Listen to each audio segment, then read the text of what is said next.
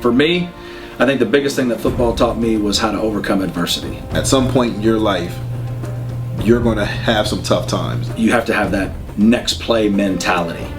That cohesiveness and that working together, that's really something special that you can't get in a lot of other areas. When you practice that and you live that in other phases of your life, it becomes second nature because all you know how to do is fight. It's not an easy game. If it were easy, everyone would do it. You start to appreciate the smaller contributions that people make. You don't just look at the big one because you knew it took 6 or 7 other guys who are unsung. And you can't take shortcuts and be successful.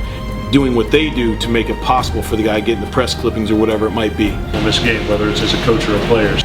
So I would certainly say that you definitely got a very quick lesson in how to overcome adversity playing football.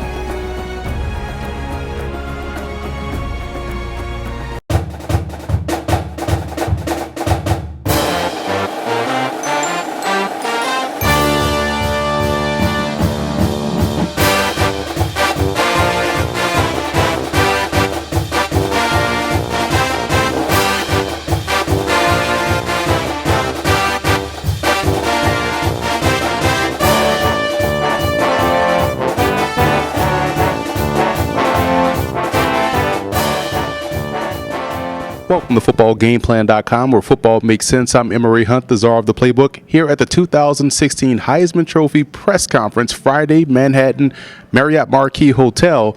And now that we're starting to wind down the college football season, 2016 season, and the 2016 Heisman Trophy campaign has come to an end tomorrow with the actual ceremony, it's never too early to take a look at some of the candidates for 2017. Obviously, with Louisville's Lamar Jackson and Oklahoma's Baker Mayfield returning to their respective schools next season, you have to put them in the mix to get back to New York in 2017. Now, outside of those two, there's going to be a lot of very talented players vying for the most prestigious award in sports. I think 2 Pac-12 guys have a great chance in making the trip next year in USC's Sam Darnold and Washington's Jake Browning. Both guys were outstanding this year for their respective teams and will end up putting up some great numbers next season along with accumulating victories, which is also very important. The last 2 seasons, we've had an LSU running back in Leonard Fournette on these Heisman watch lists, but now he's moving on to the NFL, and we have a new LSU running back to place on the list in Darius Geis. The 5'11", 215-pound Geis has explosive, game-breaking ability and will get his fair share of carries in the Tigers' offense as the lead guy. Now, Geis is very similar to Fournette in the sense that he's a threat to score from anywhere on the field on any given play. 2 wide receivers to keep an eye on are Louisiana Tech's Carlos Henderson and Texas A&M's Christian Kirk. Henderson is a big play, deep threat for the Bulldogs. He's coming off a season in which he's racked up over 1,400 yards receiving, 17 touchdowns, and also averaged 30 yards per kickoff return, bringing 2 back for scores. Kurt is cut from the same cloth, in my opinion.